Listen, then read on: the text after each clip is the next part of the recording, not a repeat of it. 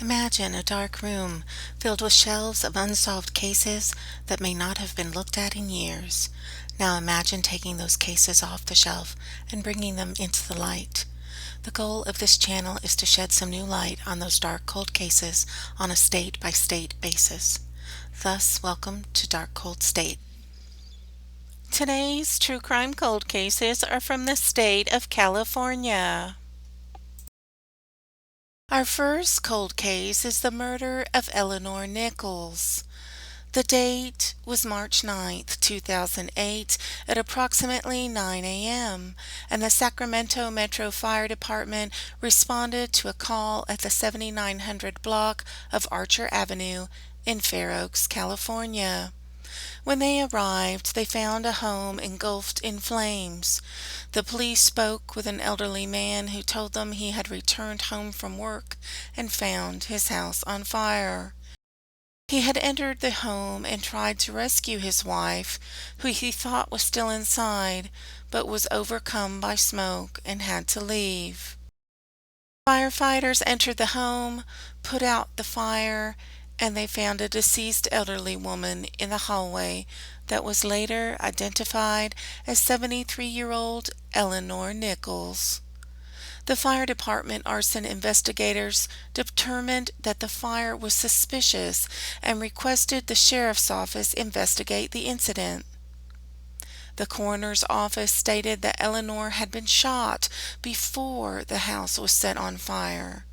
The police believed that the fire was set to destroy evidence and suspect that someone had been watching the house. When Eleanor's husband left the home, they thought the house was empty and entered the home in hopes of stealing items and were surprised by Eleanor's presence. Anyone with information regarding the murder of Eleanor Nichols is asked to contact the Sacramento Sheriff's Homicide Bureau at 916-874-5057 and reference case number 2008-Nichols. Our next cold case is the case of Clarence Moore. At 3737 Marconi Avenue, there used to be a business school called the Healed Business Institute. It was Monday, June 2nd, 1997 at approximately 7:30 a.m., and Clarence, who was a student, had arrived at the building. He drove to the back of the building where all the students parked their cars. Behind the building was a person working on a bicycle. Clarence got out of his car and headed toward the rear of the building. As Clarence approached the person working on the bicycle, that person took a gun out of the bag he was carrying and shot Clarence several times. The suspect then fled on the bicycle to a nearby street where a vehicle was waiting for him. Clarence stumbled into the building where he died from his injuries. Do you have any information that could help law enforcement in this case? Even the most trivial item could be the key to solving a cold case.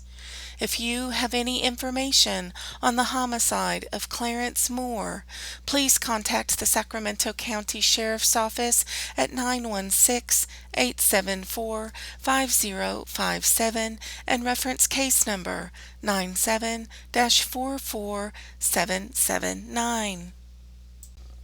Our last true crime cold case for this week is John Henry Deleon.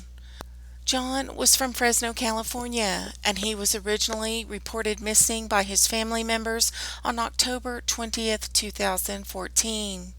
On March 22nd, 2015, remains were found in a remote area near Baird Road in Hoopa, California. Those remains could not be identified until July of 2015, when they were ultimately identified as John Henry Deleon, and his case was ruled a suspicious death, and his cause of death has not been released. If you have any information regarding the suspicious death of John Henry Deleon, please contact the Humboldt Sheriff's Office at 707-268-2682 2539 and reference case number 2015-01307. If you have a cold case or a missing person cold case that you would like to see featured on this channel, please suggest in the comments below or email me the information. There are also many unidentified remains found in each state. If you have not already done so, please consider getting DNA testing completed where the DNA results are shared with law enforcement so that the possibility of identifying any unknown remains is increased.